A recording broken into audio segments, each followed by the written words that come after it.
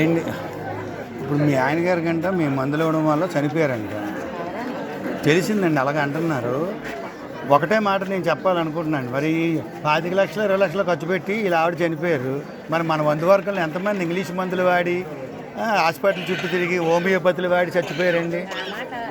అలా కాదండి, మంచి అయినా చెడ్డ అయినా మరి చిరిగిపోయిన బట్టలు ఉతికేసి 10 రోజుల్లో చచ్చిపోరుకున్న వ్యక్తి ఇవాళ బతికున్నాడు. ఇంకా ఆ సాయి సినిమా గారు ఉన్నాడు. ఆయన 2 నెలలు ఐస్ క్రీమ్ తినేసాడు. ఆయన చచ్చిపోయాడు, చేసి వచ్చింది. మళ్ళీ 8 నెలలు తగ్గిపోయిన తర్వాత ఐస్ క్రీమ్ తిని చచ్చిపోయి చేతికి వచ్చాడు. మళ్ళీ 6 నెలలు పెట్టి బతికే ఉన్నాడు. ఆయన ఇంగ్లీష్ మందులు చేయలేని పనులు చేస్తున్నాయి. ఆ మందులు సరిగ్గా సదుపాయం చేయలేదో లేకపోతే ఏదో జరిగింది మొత్తం మీద. దానివల్ల ఏమవుతుంది, ఇప్పుడు ఎలా ఉంటుంది అంటే మనసు బాధ అనిపిస్తుంది. ఎందుకంటే ఆయన చాలా కష్టపడ్డాడు. ఆయన ఇప్పుడు ఆయన ఆ మాట ఎందుకు నాకు అప్పుడు అర్థమవుతుంది, నా మాట ఎందుకని లేదు. ఆయన 4 మీటింగులకు వచ్చాడు. ఆయన వచ్చి కాకినాడ కూడా దీని తాలూకు రైల్వే ఎంప్లాయీ ఉంటే అది చూసి విని కూడా ఆయన చేయలేదంటే నాకు అర్థమవుతుంది. అందుకే సబ్జెక్ట్ లేకుండా మీటింగ్లకు రాకుండా దాని గురించి తెలియకుండా ఎవరికి ఇవ్వం ఈ మందులు. మనం చేసేది మందులు, డాక్టర్లు చేతులు ఎత్తున కేసులు. ఇప్పుడు అదే చెప్పాను, ఎంతమందితో సచిన వాళ్ళు కూడా బతికారు, గడ్డి మీద వేసిన వాళ్ళు బతికారు ఆ మందుల వల్ల. 8 ఏళ్ళ బట్టి చూస్తున్నాం మేము. మరి వాళ్ళ ఏపరాలు వియ్యంకడే సాక్ష్యం.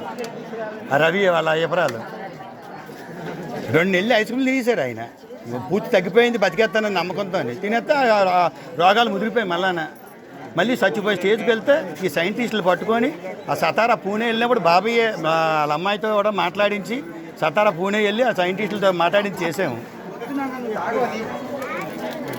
ఇంగ్లీష్ మందులు వాడి మన బంధువులు ఎంతమంది చనిపోలేదు. 25 లక్షలు 30 లక్షలు కట్టుబడి ఇంగ్లీష్ మందులు వాడి జబ్బు తగ్గినట్లు లేరు.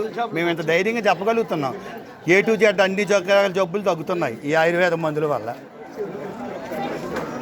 అందుకే స్టేటస్లో మనిషికి చెప్పలేకే మేము స్టేటస్లు చూసుకోండి అని చెప్తున్నాము. ఒక 20 రోజులు ఏకంగా 100 ఏళ్ళు సంపూర్ణంగా బతకాలనుకున్న వాళ్ళు స్టేటస్లు చూసుకుంటే సరిపోతుంది.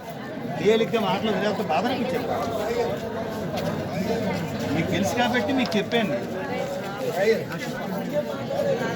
వాయిస్